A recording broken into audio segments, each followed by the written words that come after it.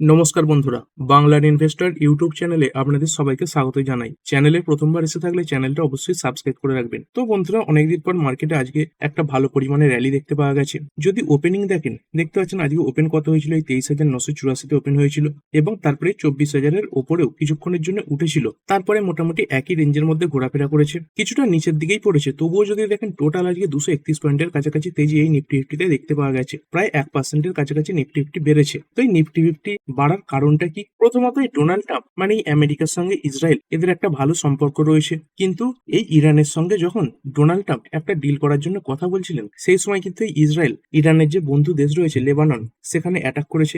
সেই কারণের জন্য ডোনাল্ড ট্রাম্প এই নেতানিয়াহুকে ফোন কল করেছেন এবং তারই সঙ্গে সঙ্গে হুমকিও দিয়েছেন। কি বলছেন? Israel would not last 2 hours, মানে এখন তিনি ইসরায়েলকেই কিন্তু সরাসরি হুমকি দিচ্ছেন। এবং তারই সঙ্গে সঙ্গে নেতানিয়াহুকে এটাও বলেছেন কি, এ ভেরি ডিফিকাল্ট গাই, মানে খুবই কঠিন একজন মানুষ, এরকমই বলতে চাইছেন যে এই সময় ডিল নিয়ে আলোচনা হচ্ছে, এর মাঝখানে আবার এই যুদ্ধ করার কি দরকার, এরকম কথাবার্তায় তিনি বলেছেন। এবং এটাও তিনি জানিয়ে দিয়েছিলেন যে নেতানিয়াহুকে আজ রাতের মধ্যে এই ডিল সাইন হয়ে যেতে পারে, শুধু শুধু এই পরিস্থিতি জটিল করার কোনো দরকার নেই। তবে মোটামুটি এই যে ডিল, সেটা ফাইনালি সাইন না হলেও অ্যাকচুয়ালি এই ডিলে কি হবে, সেই যে এগ্রিমেন্ট গুলো সেইগুলো ফাইনালাইজড হয়ে গেছে। দেখতে পাচ্ছেন, Trump says Iran deal in a few hours, blames Israel পরের ডিলে। তো এর মাঝখানে ইসরায়েল যে অ্যাটাক করে বসেছিল, তার কারণের জন্য এই যে ডিল, সেটা কিছুটা পিছিয়ে গেছে মাত্র। তবে এই যে ডিল, সেটা খুব তাড়াতাড়ি হয়ে যাবে। এর মাঝখানেই নেতানিয়াহু মানে ইসরায়েল কি করে বসেছিল, এই যে লেবাননের বেইরুট রয়েছে তার উপর অ্যাটাক করে বসেছিল এবং সেই কারণের জন্য এই ডিলটা পিছিয়েছে। এই ডোনাল্ড ট্রাম্প কি বলছেন? ইট ইজ সো ব্যাড, এটা খুবই খারাপ। I could not believe it, আমি এটা বিশ্বাস করতে পারছি না। And hour before we are supposed to sign the deal, মানে এই ডিল যখন সাইন হবে তার কিছুক্ষণ আগেই ইসরায়েল যে অ্যাটাক করেছে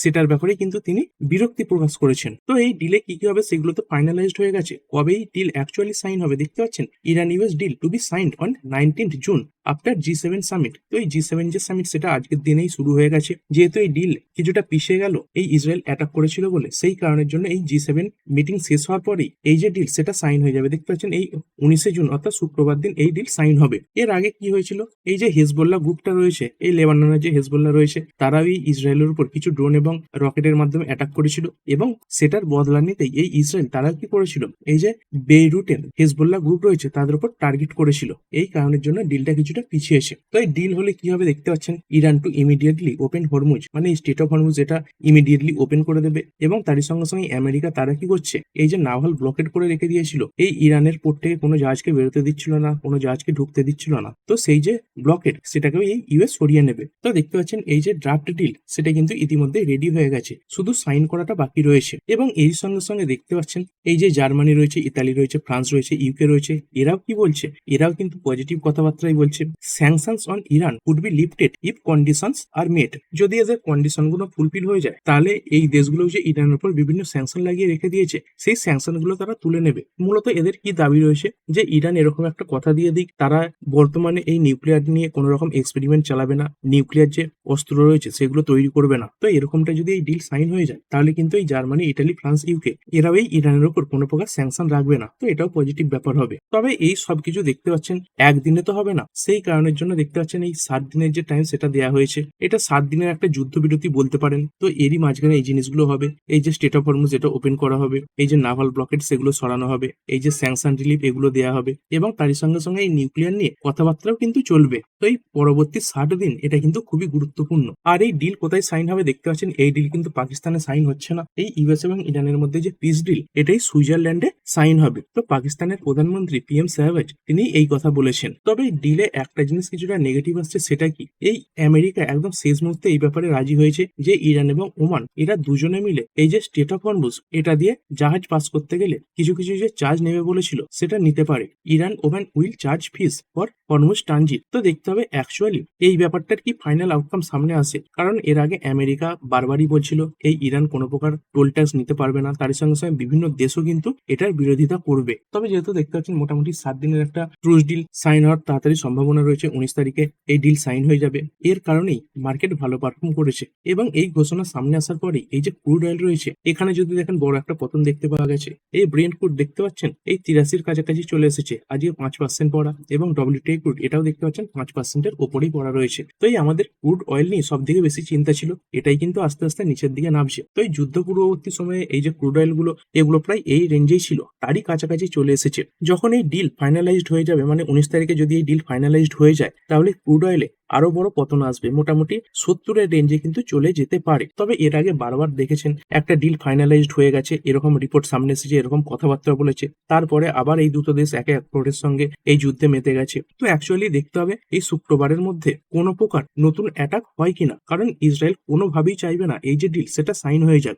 ইসরায়েল বরাবরই চেয়েছে এই যুদ্ধ চলতে থাকুক। তবে যেহেতু মোটামুটি এখনো পর্যন্ত খারাপ খবর নেই, এই কারণে যদি দেখেন নিফটি তো বেড়েছে, তারই সঙ্গে সঙ্গে বিএসসি সেন্সেক্স এটাও দেখতে পাচ্ছেন আজকে 736 পয়েন্ট বেড়েছে। তারপরে এই নিফটি ব্যাংক এটাও দেখতে পাচ্ছেন 384 পয়েন্ট বেড়েছে। মোটামুটি বেশিরভাগ ইন্ডেক্স আজকে ভালো পারফরমেন্সই দেখিয়েছে। এবং তারই সঙ্গে সঙ্গে এটাও পজিটিভ ছিল কি, আমাদের ইন্ডিয়ান রুপি যেটা 97-এর উপরে উঠে গিয়েছিল আস্তে আস্তে নিচের দিকেই নামছে।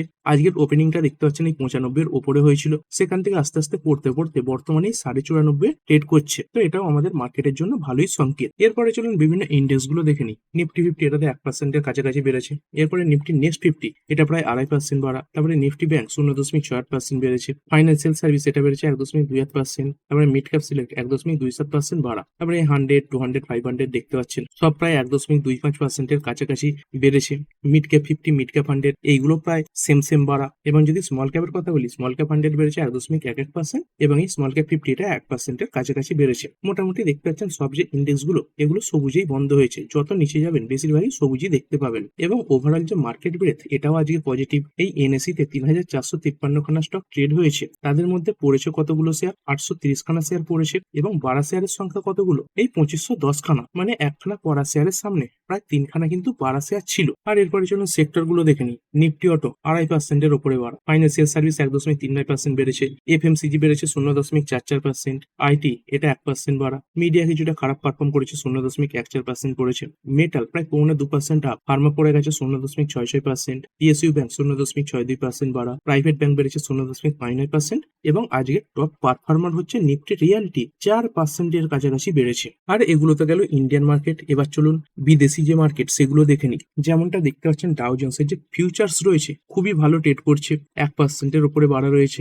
এবং এরই সঙ্গে সঙ্গে যদি নাসডাক ফিউচার্স এর কথা বলি, যেটা আইটির ইন্ডেক্স, এটা প্রায় 2.5%-এর কাছাকাছি বাড়া, আস্তে আস্তে তো ওপর দিকেই উঠছে। আর এরপরে গ্লোবাল যে ইউরোপিয়ান মার্কেট গুলো রয়েছে, ড্যাক্স জার্মানির মার্কেট 1.29% আপ। ফুটসি 100 এটা কিছুটা পড়েছে। তারপরে ক্যাক 40 দেখতে পাচ্ছেন 0.74% বাড়া। তারপরে ইউরোস্টক্স এটা 0.75% বাড়া। এরপরে চলুন এই যে এশিয়ান মার্কেট গুলো এগুলো দেখে নিই। তো মোটামুটি এই যে ডিল খুব তাড়াতাড়ি হয়ে যাবে এই খবর সকালের দিকেই চলে এসেছিল, এবং সকালে যে ইন্ডেক্স গুলো বন্ধ হয় সেগুলো কিন্তু ভালোভাবে বন্ধ হয়েছে। যেমন দেখতে পাচ্ছেন নিক্কেই এটা 4.99% আপ। তারপরে সাংহাই দেখুন 1.61% বাড়া। হ্যাংস্যাং এটা বেড়েছে 0.50%। এবং এই কোসপিন মার্কেটস মানে সাউথ কোরিয়ার যে মার্কেট এটা 5.20% বাড়া। তো বেশিরভাগ ইন্ডেক্স এই যে গ্লোবাল মার্কেটের ইন্ডেক্স গুলো এগুলো বলতে পারেন সবই ভালো পারফরমেন্সই দেখিয়েছে। আর এরপরে ইন্ডিয়ান মার্কেটের টপ গেনার এবং লুজার গুলো একবার দেখে নেবো। আজকে এই আর্থ ইন্ডাস্ট্রিজ এটা দেখতে পাচ্ছেন 11.60% বেড়েছে। হেভি ভলিউমের সঙ্গে এই স্টকে কিন্তু তেজি এসেছে। তারপরে গ্যাব্রিয়েল ইন্ডিয়া 9%-এর উপরে বাড়া। তারপরে কোম্পানি হচ্ছে স্নাইডার ইলেকট্রিক,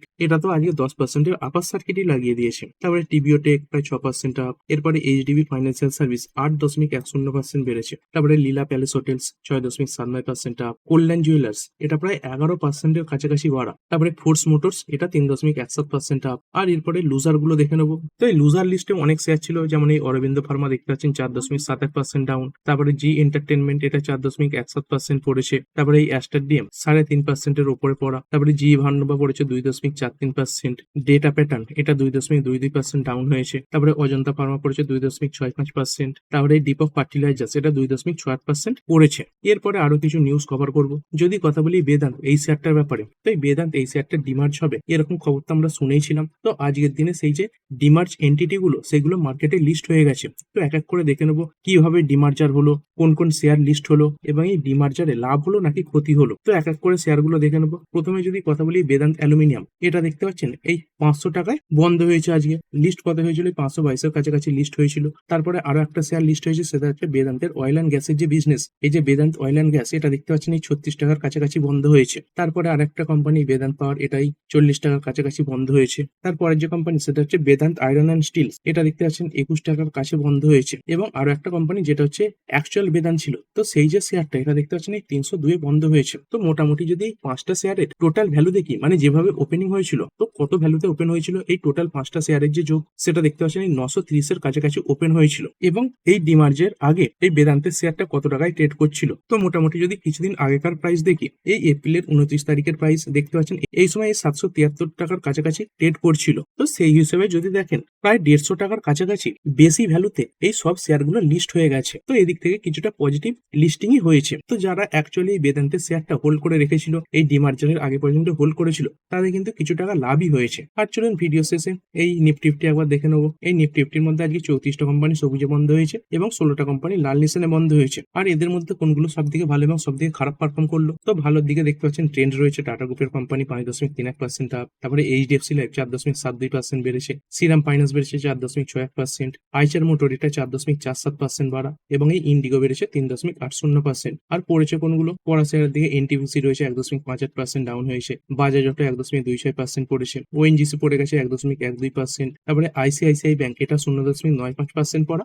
এবং এই হিন্ডালকো এটা 0.80% পড়ে বন্ধ হয়েছে। তো ঠিক আছে বন্ধুরা, এই ভিডিওটা এখানেই শেষ করছি। তো ঠিক আছে বন্ধুরা, আশা করছি ভিডিওটা আপনাদের ভালো লেগেছে। আপনি চাইলে এটাকে লাইক এবং শেয়ার করতে পারেন। আর শেয়ার মার্কেট সংক্রান্ত ডেইলি নিউজ আপডেট পেতে চ্যানেলটা সাবস্ক্রাইব করে রাখবেন এবং পাশে থাকা বেল আইকনটি টিপে অল অবশ্যই সিলেক্ট করে রাখবেন, যাতে পরবর্তী ভিডিওর নোটিফিকেশন আপনার কাছে সময় মতো পৌঁছে যায়। আর হ্যাঁ, ভিডিওটি শুধুমাত্র ইনফরমেশন এবং এডুকেশনাল পারপাসের জন্য বানানো হয়েছে। আমি সেবি রেজিস্টার্ড নই, তাই কোনো প্রকার শেয়ারে কোনো প্রকার বাই, সেল, হোল্ড বা অ্যাভারেজ করার কোনো সিদ্ধান্ত নেওয়ার আগে আপনার যে ফাইন্যান্সিয়াল অ্যাডভাইজার আছে তার সঙ্গে অবশ্যই আলোচনা করবেন। দেখা হচ্ছে পরের ভিডিওতে। ধন্যবাদ।